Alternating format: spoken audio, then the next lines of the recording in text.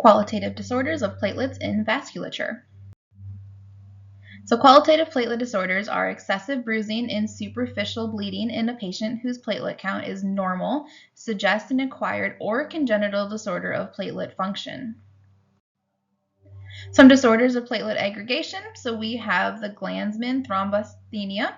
So an overview of this is platelet aggregation disorders involve defects in the ability of platelets to bind to each other and form a platelet plug at the site of vascular injury.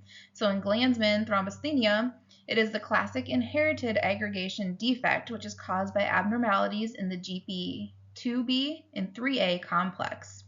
It is inherited as an autosomal recessive.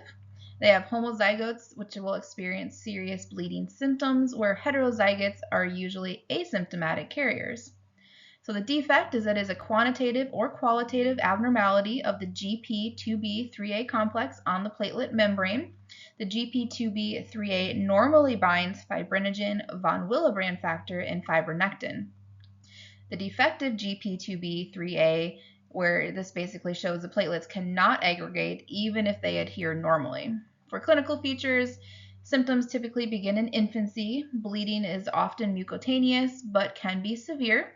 Some common presentations of these patients is they would have petechiae, purpura, menorrhagia, and gastrointestinal bleeding and hematuria.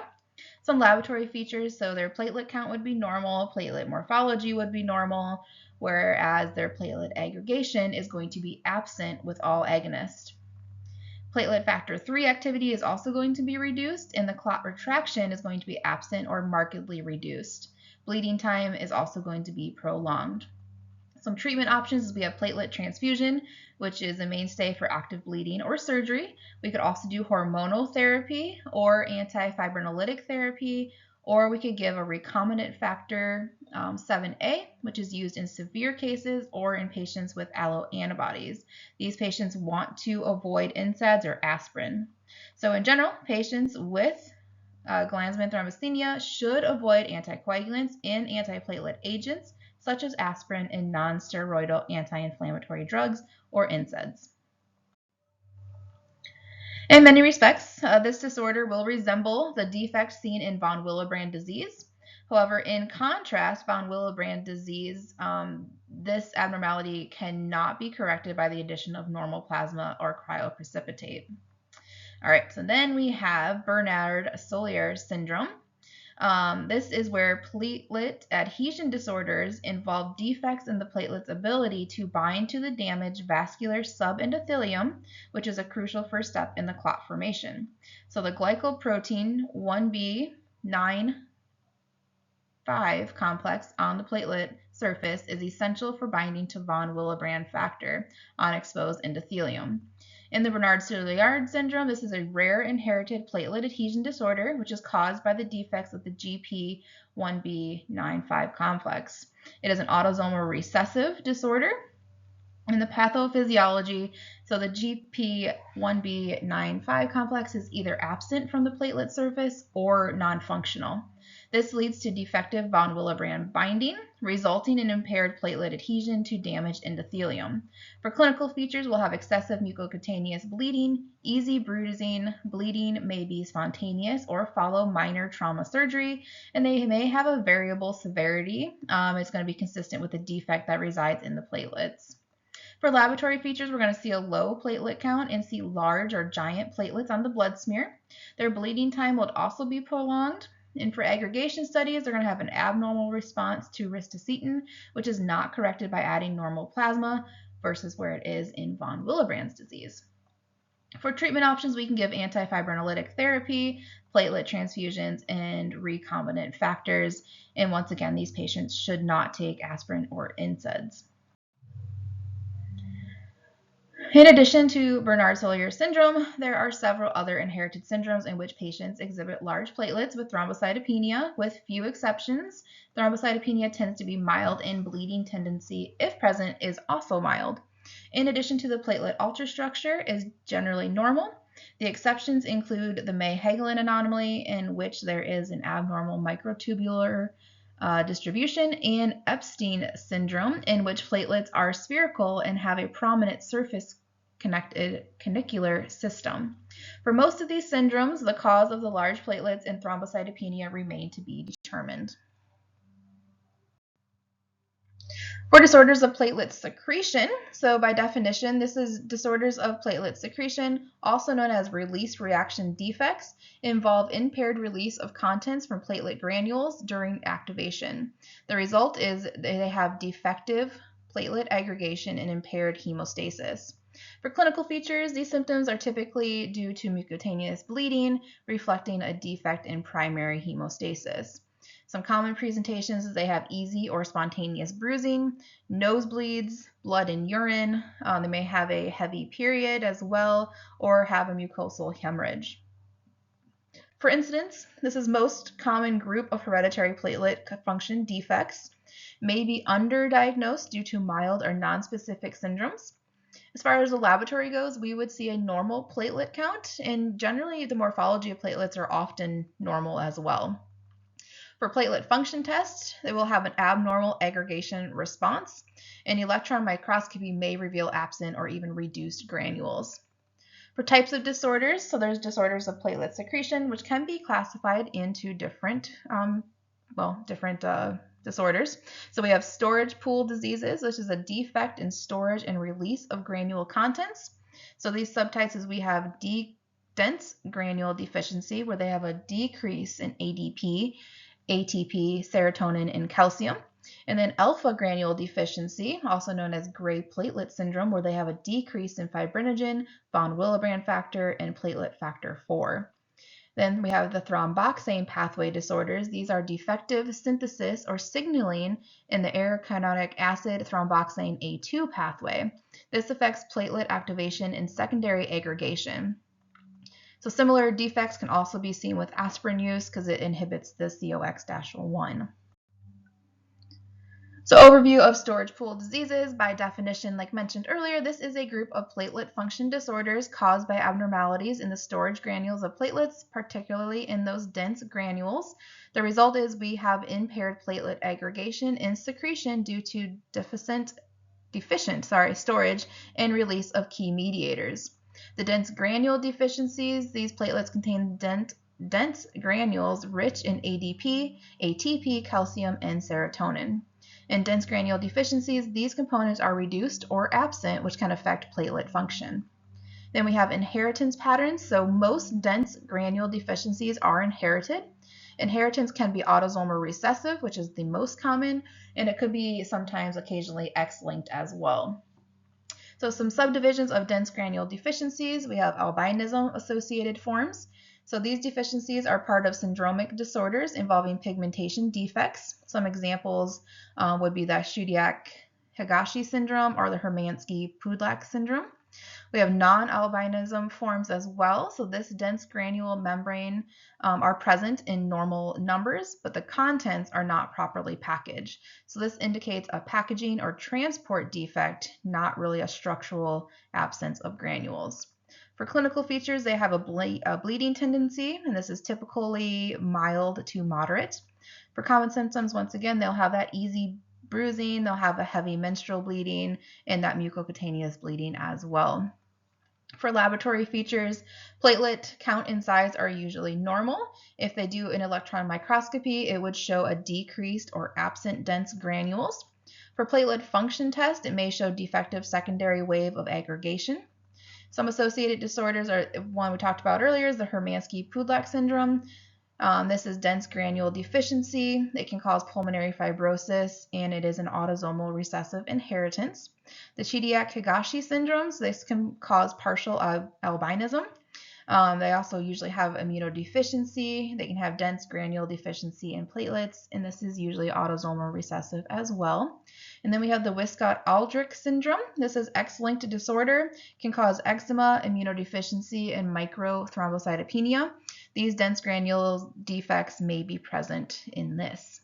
For thrombocytopenia with absent radii syndrome or TAR, this is a congenital absence of radius bones. Thrombocytopenia will be present, and it may include platelet function defects, including storage pool disease. So that was a lot, but an overview. So storage pool diseases, particularly dense granule deficiencies, result in impaired platelet function and mild bleeding. Clinical suspicion should lead to specialized testing, including platelet aggregation studies and electron microscopy. It's important to recognize syndromic associations due to the systemic implications. Continuing on with some storage pool diseases, this is alpha granule deficiencies or gray platelet syndrome. So storage pool diseases refer to, as mentioned earlier, a group of platelet function disorders involving deficiencies in platelet granule content. This subtype involves the alpha granules, which are essential for clot formation and wound healing. The classic alpha granule deficiency is known as gray platelet syndrome. So this is an autosomal recessive syndrome. It basically, for the pathophysiology, will show the deficiency or absence of alpha granules on the platelets. The alpha granules normally store platelet-derived growth factor, fibrinogen, von Willebrand factor, and platelet factor 4. So without these granules, the platelet secretion and clot stabilization are impaired. For patients, they will usually present with mild bleeding, moderate thrombocytopenia, fibrosis of the bone marrow, and they may have large gray appearing platelets on blood smear, and that's due to a lack of granules, so they don't stain appropriately, so they look kind of gray instead of that normal purple. We may also have easy bruising and prolonged bleeding after trauma or surgery. For laboratory features, their platelet count will be mild to moderate thrombocytopenia. Platelet morphology, it'll be large and gray appearing platelets on a right stain. For electron microscopy, platelets will lack the alpha granules and show vacuoles. For bleeding time, it may be prolonged, and the platelet aggregation test is often normal or sometimes mildly impaired. For treatment options, they can get platelet transfusion for bleeding episodes or surgeries. They can give cryoprecipitate, which may be used to provide fibrinogen and von Willebrand in some factors or in some cases. And then we could also do supportive care. So we want to avoid medications that could impair platelet function, such as NSAIDs or aspirin. Then we have the thromboxane pathway disorders. This is aspirin-like effects. So an overview of this real quick, we have the thromboxane pathway disorders, and these are a group of platelet function disorders that impair the ability of platelets to fully activate and aggregate due to abnormalities in the production or function of thromboxane A2. These disorders are often referred to as aspirin-like defects as they mimic the effect of aspirin on platelets. For the pathway mechanisms, so when platelets are activated, arachidonic acid is converted to the enzyme cyclooxygenase into prostaglandin H2, which is then converted into thromboxane A2. The thromboxane A2 is essential for promoting platelet granule secretion, inducing platelet aggregation, and amplifying the platelet response at the site of injury. So disruption anywhere along this pathway can result in impaired platelet function. So the role of aspirin in ibuprofen, aspirin actually irreversibly inhibits the cyclooxygenase or the COX-1 in platelets, preventing the thyroxine A2 synthesis. Ibuprofen and other NSAIDs inhibit the COX or COX reversibly, so their effect is temporary compared to aspirin. The inhibition of the COX leads to reduced thromboxane A2 production, which in turn reduces granule secretion and can weaken platelet aggregation. So this is why aspirin is commonly used as an antiplatelet agent in cardiovascular disease prevention. We have hereditary deficiencies as well for the aspirin-like defects. So some individuals have inherited defects in the thromboxane pathway that result in similar platelet dysfunction to that caused by aspirin. These are termed aspirin-like defects and may involve deficiency or dysfunction of the cyclooxygenase, impaired arachidonic acid metabolism, and defective thromboxane A2 synthesis or signaling. For clinical features, these patients may experience mild to moderate mucocutaneous bleeding, including the easy bruising, nosebleeds, and prolonged bleeding after surgery or injury. For diagnosis, we can do this through platelet aggregation studies. This would be defective response to the arachidonic acid. It's important to differentiate from acquired causes, like if they just took aspirin or if it's actually, a real issue, like a congenital type thing. Management is generally supportive and includes avoidance of the NSAIDs and other platelet inhibiting drugs, use of antifibrinolytics, or platelet transfusion if needed for bleeding episodes. And then we have drug-induced platelet function defects. So certain medications can impair platelet function, which can lead to an increased risk of bleeding. These effects are usually acquired and reversible, except for some irreversible inhibitors. Drug-induced platelet defects can affect different aspects of platelet function, including activation, aggregation, and adhesion. So we have the prostaglandin pathway inhibitors aspirin. So aspirin irreversibly inhibits the cyclooxygenase 1 or the COX-1 enzyme in platelets. This blocks the synthesis of thromboxane A2, which is the mediator of platelet activation and aggregation. As platelets are anucleate, they cannot synthesize new COX-1, so the effect lasts for the lifespan of the platelet, which is usually 7 to 10 days. For the clinical effect, impaired platelet aggregation, leading to prolonged bleeding time and reduced clot formation. For membrane function inhibitors, these drugs interfere with signal transduction or membrane receptor activity, impairing platelet activation or aggregation. Thienopyridine derivatives include clopidogrel and prozergel and triclopyrdin. These drugs irreversibly block the P2Y12 receptor on the platelet surface, which is required for ADP-mediated platelet activation. Inhibition of this receptor prevents amplification of the platelet response. This is commonly used as antiplatelet agents in cardiovascular disease and post-stent placements. Then we have the GP2B3A receptor inhibitors. Drugs such as tirofiban can block the GP2B3A receptor, which is essential for platelet aggregation through fibrinogen bridging. These agents are potent aggregation inhibitors, which are used during high-risk percutaneous coronary interventions. They prevent the final common step in platelet aggregation, which leads to strong antiplatelet effects.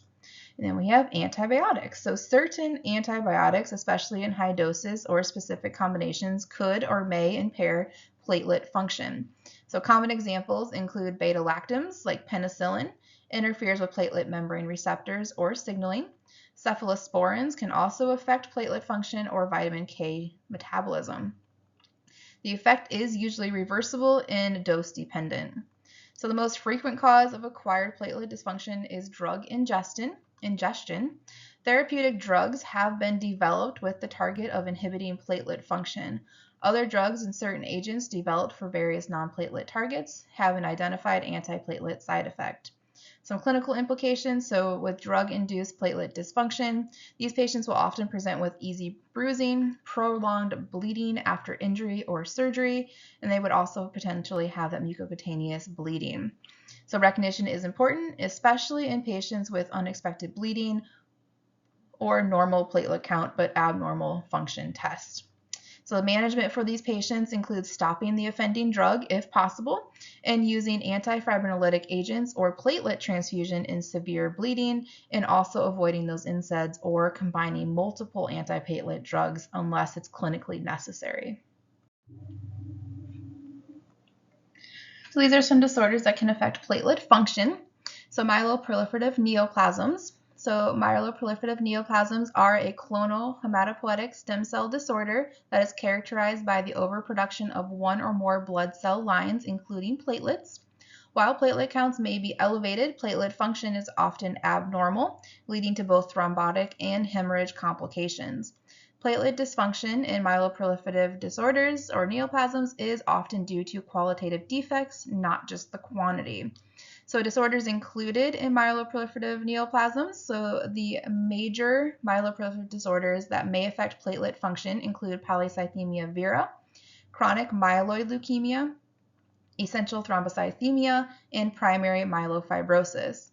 These conditions are associated with quantitative and qualitative abnormalities in platelet production and function. For clinical features, so despite often elevated platelet counts, patients with myeloproliferative neoplasms may present with thrombosis due to a hyperactive or dysfunctional platelets, hemorrhagic complications due to impaired aggregation or secretion. They may also have mucocutaneous bleeding, such as nosebleeds, easy bruising, or gum bleeding. So bleeding and clotting can paradoxically occur in the same patient. For laboratory features, the platelet function will show several abnormalities, including abnormal platelet morphology. So these platelets may be large, bizarre, or dysplastic in shape. Decreased procoagulant activity, so they'll have a reduced ability to support thrombin generation. A decreased content of secretory granules, especially dense granules. Shortened platelet survival, so increased turnover may contribute to dysfunction, and decreased platelet aggregation and secretion, impaired response to normal agonist. These abnormalities can be detected by platelet function testing, electron microscopy, and aggregation studies. For clinical relevance, so we have essential thrombocythemia. This often presents with high platelet counts, but paradoxical bleeding due to platelet dysfunction. In polycythemia vera, platelet dysfunction contributes to bleeding despite elevated red cell mass. Platelet abnormalities may require cytoreductive therapy or antiplatelet agents depending on the clinical picture. Management needs to balance the risk of thrombosis with the risk of bleeding, which can cause issues and could be challenging. For hereditary vascular disorders that are affecting homeostasis, so some bleeding disorders arise not from platelet or coagulation defects, but from abnormalities in the blood vessel walls themselves. These conditions are classified as vascular bleeding disorders and are often hereditary. In these disorders, laboratory tests of coagulation and platelet function are usually normal, making diagnosis clinical and exclusion-based. So for diagnosis, we can do routine lab tests such as platelet count, coagulation profiles, bleeding times, and aggregation studies. As mentioned earlier, these are all typically normal. The diagnosis is usually made primarily by ruling out platelet function disorders and coagulation factor deficiencies. Some identifying characteristic clinical features, we'd have family history and genetic testing when appropriate. These are often considered diagnosis of exclusion. For clinical features, patients with hereditary vascular disorders will often present, once again, with that easy bruising and spontaneous bleeding, particularly in the skin and mucous membranes. Bleeding may be recurrent, but is often mild to moderate in severity. There is usually no history of abnormal laboratory results or abnormal platelet counts. For hereditary vascular disorders, so several inherited conditions can lead to defective or fragile blood vessels, resulting in bleeding tendencies. So hereditary hemorrhagic telangiectasia and Ehlers-Danlos syndrome, as well as some others. For hereditary hemorrhagic telangiectasia, so this is a rare inherited vascular disorder which is characterized by fragile and abnormal blood vessels, which leads to a recurrent bleeding, especially from mucous membranes. It is a vascular bleeding disorder not caused by defects in platelets or coagulation factors. So it is an inherited and it's an autosomal dominant pattern. It's variable expressivity but high penetrance by adulthood. For the vascular defect, there are structural abnormalities in blood vessels, which include thin-walled vessels with discontinuous endothelium, inadequate or absent smooth muscle, and deficient or missing elastin in the surrounding connective tissue. So these defects result in fragile capillaries and venules, which are prone to rupture, especially under pressure or trauma. For clinical features, they can have small focal red lesions, which are caused by dilated capillaries, and these are usually found on the lips, tongue, face, fingers, or the nasal mucosal. They can also have nosebleeds, which is the most common and often earliest symptom. They may be spontaneous, frequent, and heavy. They may also have gastrointestinal bleeding, especially later on in life. They may have arteriovenous malformations, which may occur in the lungs, liver, brain, and GI tract. These symptoms typically begin around puberty and worsen with age. For diagnosis, this is based on clinical criteria and family history. So some components that include the family history, if they've had recurrent epistasis, if there's presence of any of those like petechiae on the skin or mucosa. They're going to look at history of mucocutaneous or visceral bleeding. Images may be used to identify, if they have anything going on in internal organs. We can also do some genetic testing, which may confirm mutations in genes such as the ENG or the ACVRL1, which are actually involved in the vascular development. For clinical importance, bleeding may be chronic and result in iron deficiency anemia. So these can lead to serious complications, including stroke, brain abscess, or high output heart failure. Management may include cauterization or laser treatment for epistasis. They may need iron supplements or transfusion for anemia. They could also do monitoring and screening. Ehlers-Danlos syndrome. This can be inherited in multiple patterns depending on the subtype. There is autosomal dominant, autosomal recessive, and X-linked. X-linked is actually the less common one. So for a vascular defect, this is caused by defects in collagen synthesis, structure, or cross-linking. Collagen abnormalities weaken connective tissue throughout the body, including blood vessel walls. This results in fragile, easily damaged blood vessels and tissues. For clinical features, these patients usually will present with hyperextensible skin, so skin that stretches really easy. They will also have hypermobile joints or joint laxity, which leads to frequent dislocations or sprains. They could have fragile tissues, including blood vessels, which are prone to rupture. And they will also usually have a bleeding tendency, mainly due to fragile vessels, causing subcutaneous hematomas or bruises beneath the skin. Some other complications can include poor wound healing and scarring. Some other inherited vascular disorders, so we have autosomal recessive disorders, and one of those is pseudoxanthoma elasticum. This is characterized by abnormal elastic fibers in the skin, eyes, and blood vessels, which lead to fragility and bleeding. Homocystinuria is a metabolic disorder that affects connective tissue and increases risk for vascular complications.